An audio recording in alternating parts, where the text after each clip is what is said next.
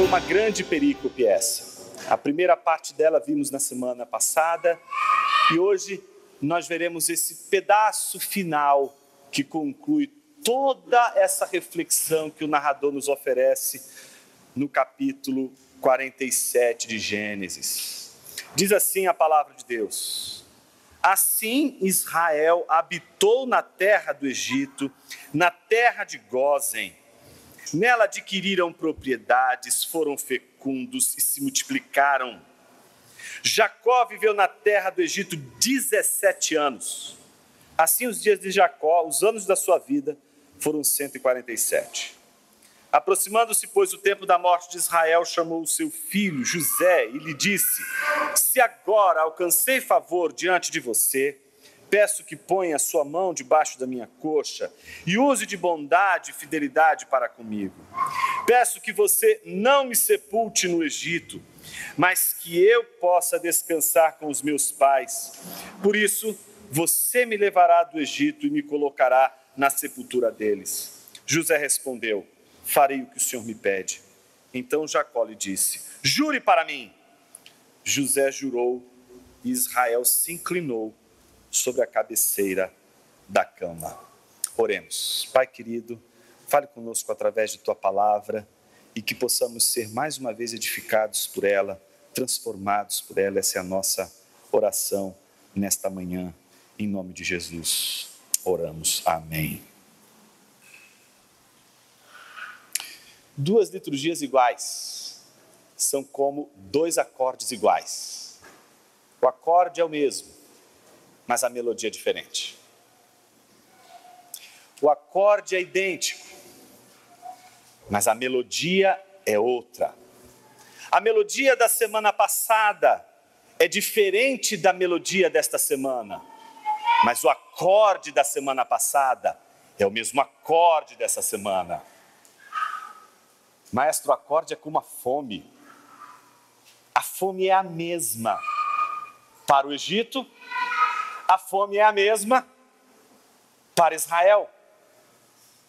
A fome é exatamente a mesma. O texto é exatamente o mesmo. Os problemas são exatamente os mesmos que acarretam o mundo inteiro. No entanto, a melodia que os egípcios cantaram é diferente da melodia que o povo de Deus entoou naquele acorde de fome, de tristeza e de dor. A fome é a mesma, a terra é a mesma, mas a melodia dos ímpios nunca será como a canção dos eleitos. A terra é a mesma, o dinheiro é o mesmo, o prédio é o mesmo, as construções são as mesmas, os presidentes são os mesmos, os reis são os mesmos, os profissionais são os mesmos, os governantes são os mesmos, os artistas são os mesmos, o mundo é o mesmo, a natureza é a mesma. Mas a melodia que o povo de Deus canta é uma. A melodia dos egípcios é outra. Minha pergunta para você nessa manhã é: qual é a melodia que você tem entoado numa terra que não é sua, num prédio que não é seu, com reis que não são seus? É impressionante como essa passagem que nós acabamos de ler é extremamente significativa. Ela vai dar o tom de uma conversa que vai acontecer até os profetas e que vai chegar até os dias de Jesus na maneira como Jesus vai orientar seus discípulos. Aqui nós vemos a inauguração do movimento de compromisso que o povo de Deus tem com Deus, a despeito da terra, a despeito da prosperidade na terra, a despeito das bênçãos na terra, a despeito de todas as conquistas que podemos obter na terra. O texto que nós acabamos de ler, ele é facilmente dividido em duas partes. Do versículo 27 ao versículo 28, nós temos o vislumbre do que é estar no Egito, sem cantar a melodia do Egito. No segundo, temos o vislumbre dos versículos 29 a 31, daqueles que, estando no Egito, não cantam a melodia do Egito, porque não pertencem ao Egito, não são do Egito. É muito simples a lição dessa manhã, mas é a lição mais importante do Antigo e do Novo Testamento para todo o povo de Deus. Nós estamos no Egito, mas nós não somos do Egito. Nós estamos no Egito do versículo 27 a 28, mas dos versículos 29 a 31 temos a consciência que não somos dele, não pertencemos ao Egito. Comecemos com a primeira parte, versículo 27 a 28. O versículo 27 a 28 mostra para a gente o grande contraste. O acorde é o mesmo, a fome é a mesma, as dificuldades são as mesmas. Mas a palavra de Deus diz, nos versículos 27 e 28, que Israel, aqui é Jacó, o nome pactual de Jacó, que agrega a todos os seus descendentes, por isso é Israel, se referindo a Jacó, mas a conjugação do verbo está sempre no plural, por integrar todos os seus filhos, por integrar todos aqueles que fazem parte de Jacó. Então observe, assim Israel habitou na terra do Egito, na terra de Gósen, nela, observe o plural, adquiriram, é Jacó e sua família, Jacó e a família de Deus, Jacó e o povo da aliança. Eles estão, portanto, no Egito, estão, portanto, na terra de Gósen. E o que acontece com eles na terra de Gósen? O contrário do que acontecia com os egípcios. Enquanto os egípcios iam perdendo seus bens, enquanto os egípcios perderam seus haveres, a Bíblia nos diz que o povo de Deus prospera. O versículo 27 diz que nela, na terra do Egito, não foi em Canaã, mas na terra do Egito, que eles adquiriram propriedades. Na terra do Egito eles foram fecundos. A gente sabe que o tema da esterilidade entre o povo de Deus não está ali em vão. É um dos pontos mais tensos da história da redenção. Mas aqui no Egito, as mulheres de Deus, elas estão fecundas, elas estão com a sua madre próspera. O melhor cenário de Israel está acontecendo no Egito e não em Canaã.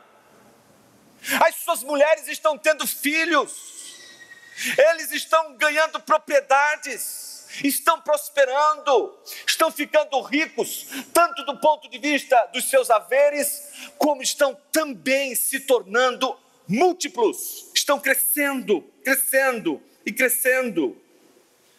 Nela adquiriram propriedades, foram fecundos e se multiplicaram enormemente. E a gente sabe e vai saber disso quando a série for para o segundo movimento, que é o movimento de Êxodo, o quão grandes serão eles. Eles tomarão o Egito, estão crescendo. Parece aquele povo pequeno, pouco provável, que não vai crescer. Parece uma seita religiosa, mas que de repente conquista todo o império. Era para morrer, era para ser destruído, era para não existir mais. De repente se põe uma igreja numerosa que se multiplica em Atos dos Apóstolos, e se multiplica, e se multiplica, e se multiplica, e parece ouvir a mesma voz que Deus dizia desde o início de todas as coisas: enchei e multiplicai a terra. Multipliquem no Egito, encham o Egito, prosperem no Egito, encham a terra do Egito. E eles encheram e levaram a sério mesmo.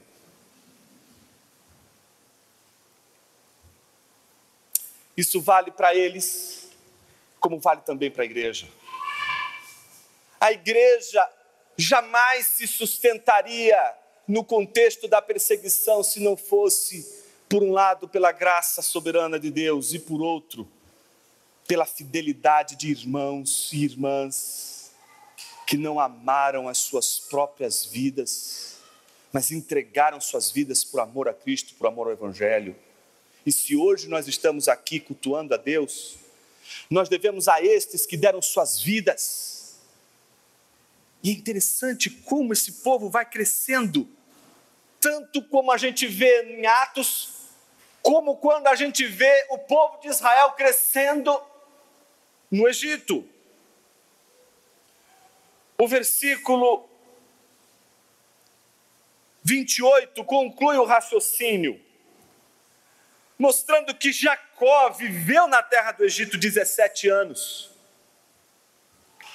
Ou seja, ele viveu tempo suficiente para ver o povo ganhar propriedades, crescer, prosperar, e ver que as mulheres estavam tendo seus filhos, que estavam, portanto, prosperando naquele lugar.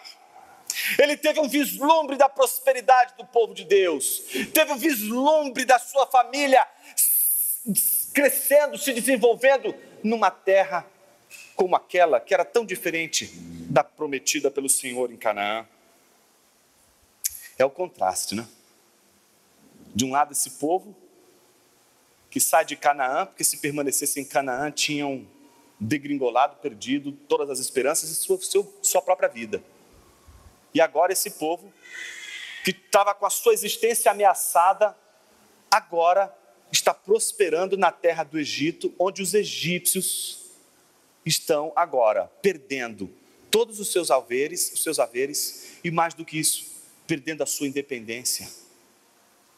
Nós estamos diante de um povo que se torna escravo a cada vez mais, enquanto do outro lado, aqueles que saem de Canaã e estão na terra de Gósen, estão ganhando cada vez mais autonomia, cada vez mais independência e sendo prósperos cada vez mais. De um lado, a prosperidade de Israel, do outro lado, a pobreza dos egípcios e a riqueza de Faraó, obviamente. De um lado, a independência do povo de Deus, do outro lado, a escravidão dos egípcios. Então, é o melhor dos cenários. Imagina numa situação em que as pessoas estão padecendo, numa situação em que as pessoas estão passando por tantas dificuldades e você percebe que não há nada em você que impeça essa dificuldade de bater a sua porta, mas de repente o mundo todo está caindo ao seu lado, mas você está permanecendo. Então você não tem como levantar as mãos e dizer: Senhor, obrigado, é a tua graça. O Senhor está me sustentando no momento em que o mundo inteiro ao meu redor está caindo. Tudo está perdendo, os valores estão sendo perdidos, o mundo está sendo totalmente, avassaladoramente destruído. Mas algo te faz permanecer. E ao contrário do prognóstico, que era empobrecer, você enriquece. Que coisa extraordinária. Essa experiência desse povo agora.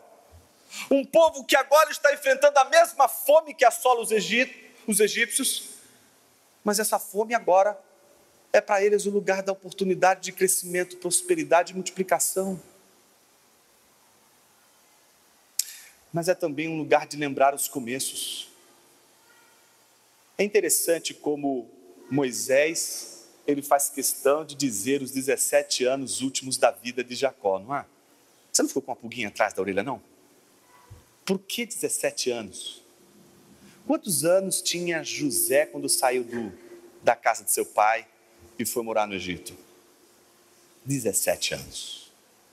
Nos 17 primeiros anos da vida de José, ele estava sob os cuidados de Jacó. Mas agora, o jogo virou.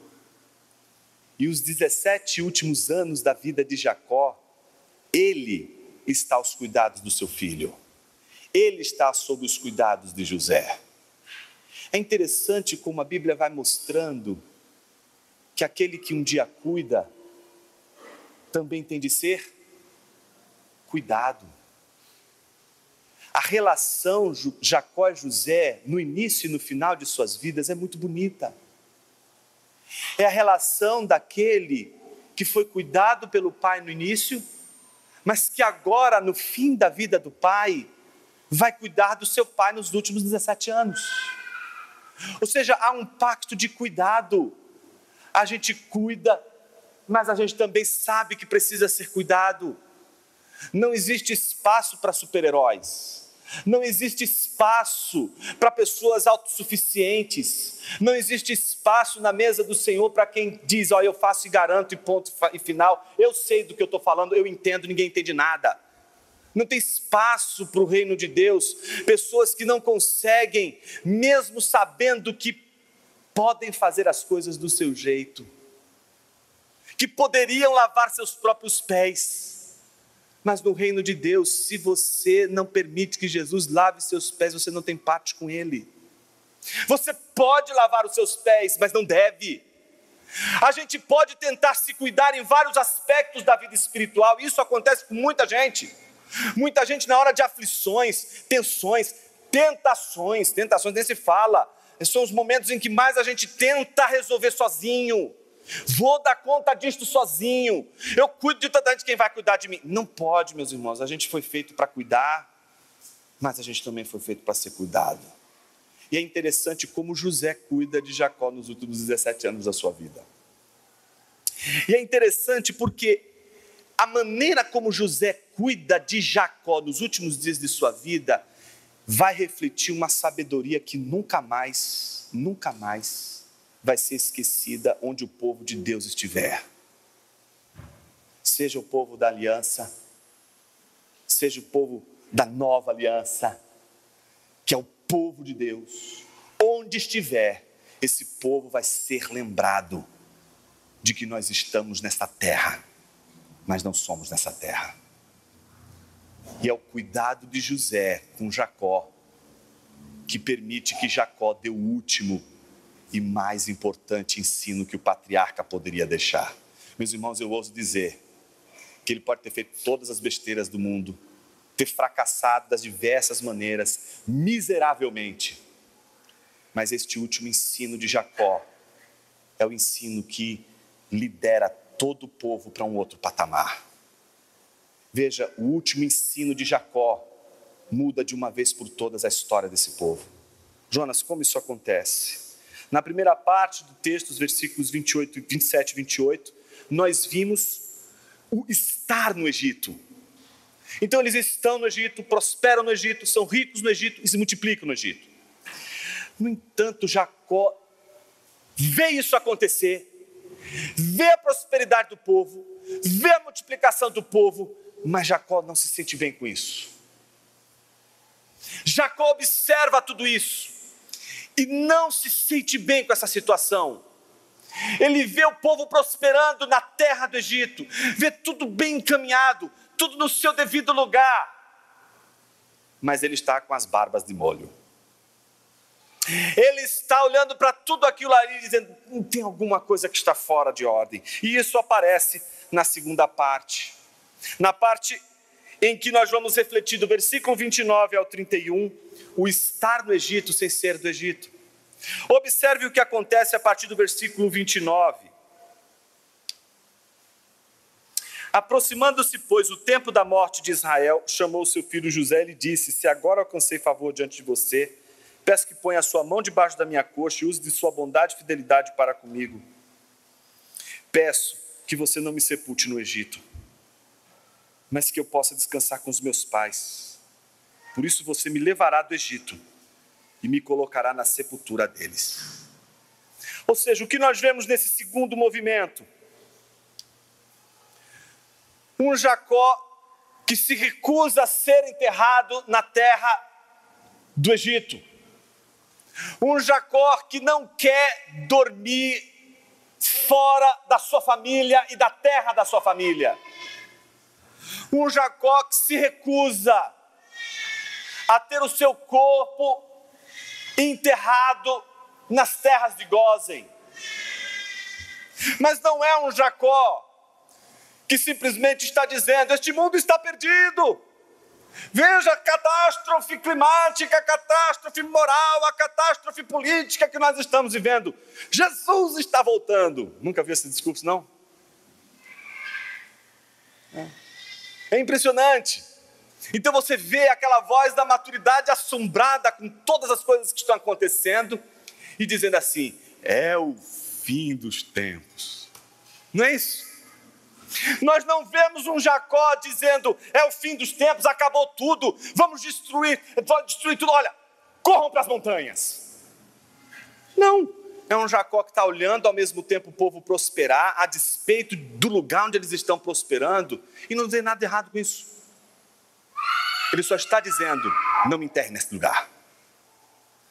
Quando a gente lê esse texto, a gente tem que se perguntar por que isso é tão importante, por que Moisés quer que o povo leia isso? Por que ele quer que as pessoas saibam que Jacó deu este último ensino para a sua família? Não serei enterrado aqui, serei enterrado lá onde os meus pais estão, na terra onde meus pais estão.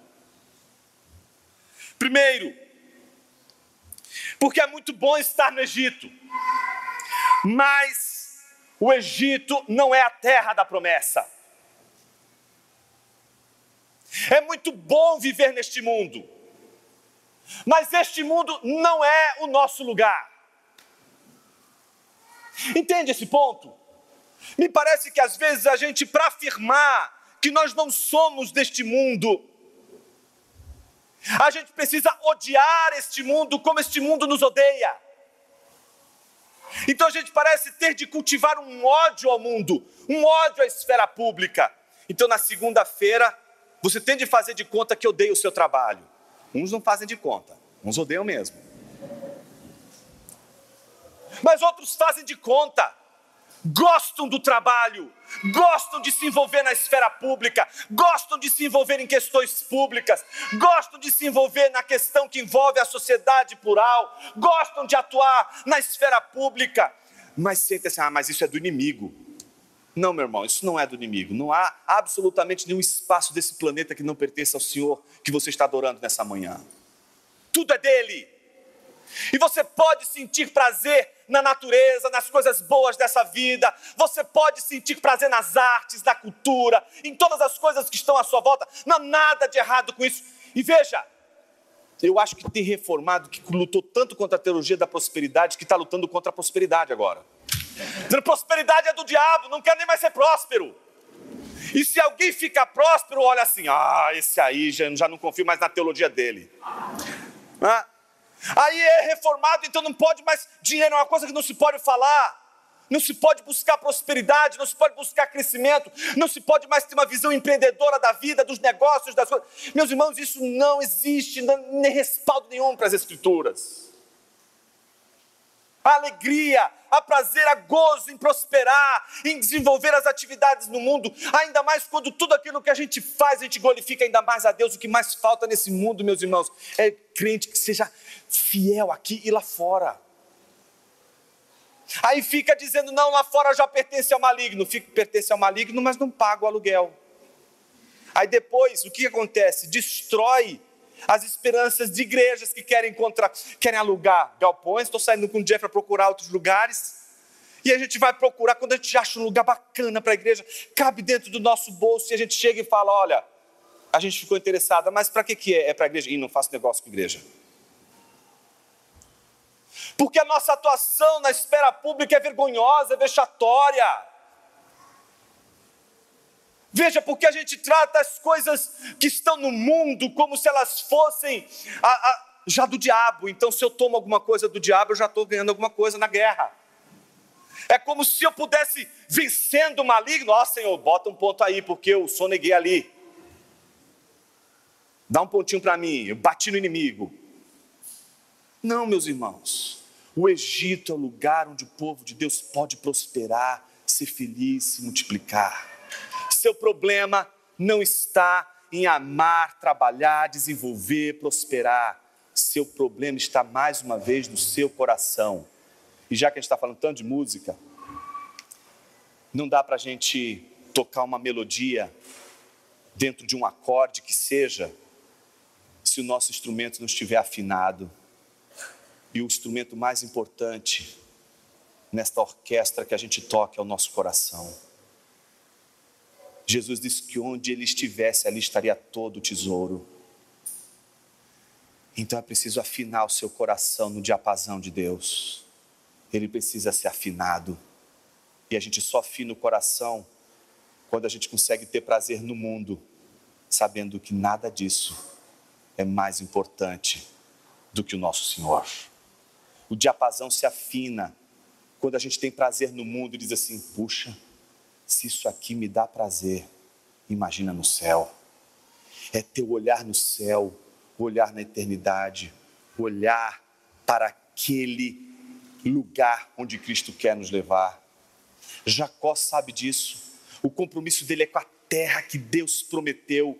E ele diz assim: eu vou trabalhar no Egito, mas a minha cabeça está em Canaã. Vou trabalhar amanhã, terça, quarta, quinta, onde for, na instituição que eu estiver trabalhando, mas o meu coração está com os olhos na Nova Jerusalém.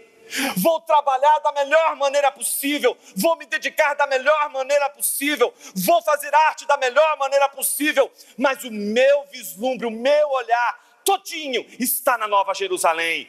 Sei que posso prosperar aqui, sei que posso ter felicidade aqui, sei que a felicidade aqui não se compara à felicidade lá. Por isso sou feliz aqui, mas a minha felicidade é sempre olhando para a Nova Jerusalém, porque essa aqui um dia pode mudar e pode virar de um country para um blues. Triste, melancólico, ainda que o acorde seja o mesmo, ainda que a sequência seja a mesma. Um dia você pode estar prosperando neste mundo, um dia você pode estar dando certo e as suas coisas dando certo e os seus negócios prosperando nesse mundo. No dia seguinte tudo dando errado, parece que não é o diabo que está contra você, Deus está contra você, e Ele está mesmo. Porque quando a gente não tem o nosso coração nele, Ele não deixa nem o diabo fazer o serviço. Quem vai fazer sou eu mesmo. E Ele sabe com a santa sovela furar as orelhas dos seus servos para que eles saibam a quem eles pertencem. Então, como a gente termina com um Jacó que propõe a José um juramento. A explicação desse juramento eu já fiz, meus irmãos. Eu não vou fazer essa explicação de novo. Quem quiser, vai lá na explicação de Abraão com o servo, quando ele manda buscar a mulher lá para Rebeca. Tem toda uma explicação linda e maravilhosa lá para você. Está lá. É um juramento. Este juramento que Jacó faz a José, coloca José em superioridade, meus irmãos. É um pai idoso, fazendo juramento com o filho, considerando o filho maior do que ele, acima dele, e recitando as palavras do juramento: se você achar favor, se você achar graça em mim, me concede essa dádiva. Veja que ele está pedindo uma coisa importantíssima. Ele podia ter pedido: me dá mais dinheiro. Não. A única coisa que ele pede é que ele seja enterrado, sepultado, não no Egito, mas na casa do seu pai. José respondeu: faria o que o Senhor me pede. Mas Jacó lhe disse: você é meu filho. Todo mundo que veio daqui, eu não confio. Jure! Não é isso? Jure para mim! E então José jurou, e Israel se inclinou sobre a cabeceira da cama. O que nós vemos então nessa última passagem? O mais forte exercendo misericórdia e graça àquele que é mais fraco. José exerceu misericórdia sobre Jacó, porque Jacó amou mais Canaã do que o Egito. Jesus vai exercer graça semelhante a toda a sua igreja, sobretudo porque essa igreja que caminha nesse mundo e que prospera nesse mundo, prospera e vai prosperar muito mais, quanto mais os seus olhos estiverem na Nova Jerusalém. Jonas, como isso? Veja, isso está em João capítulo 17. Eu só quero encerrar lendo João 17 para você. Olha que coisa maravilhosa isso aqui. João 17.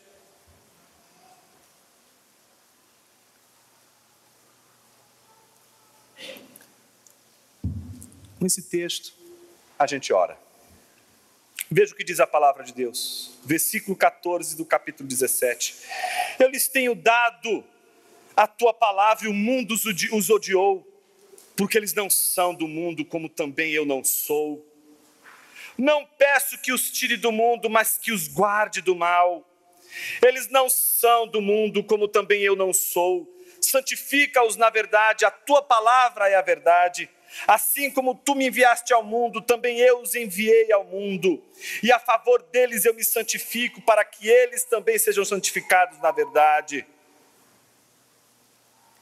Não peço somente por estes, mas também por aqueles que vierem a crer em mim, por meio da palavra que eles falarem, a fim de que todos sejam um, e como tu, ó Pai, estás em mim, e eu também em ti, também eles estejam em nós, para que o mundo creia que tu me enviaste.